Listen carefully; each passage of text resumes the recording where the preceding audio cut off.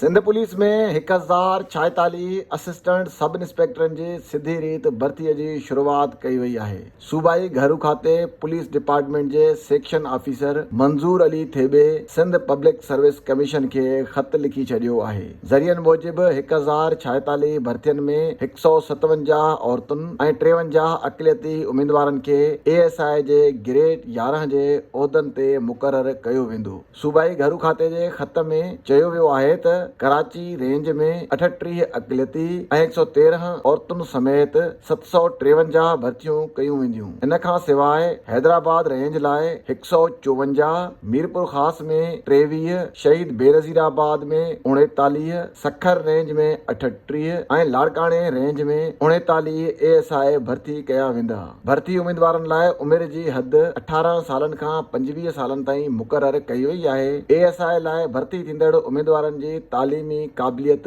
कंहिं बि तस्लीम थियल यूनिवर्सिटीअ मां ग्रेजुएट हुअण खे लाज़मी करार ॾिनो वियो आहे। सिंध पुलिस में असिस्टेंट सब इंस्पेक्टर जे 1046 सीटनि ते उम्मीदवारनि तरफ़ां कागज़ जमा कराइण जी तारीख़ बाबति सिंध पब्लिक सर्विस कमीशन जे वेबसाइट ते इश्तिहार शाया कयो वेंदो। ASI जे भर्तियुनि लाइ ख़्वाहिशमंद उम्मीदवार सिंध पुलिस ऐं सिंध पब्लिक सर्विस कमीशन जे ऑफिशियल वेबसाइट ते विज़िट करे सघनि था।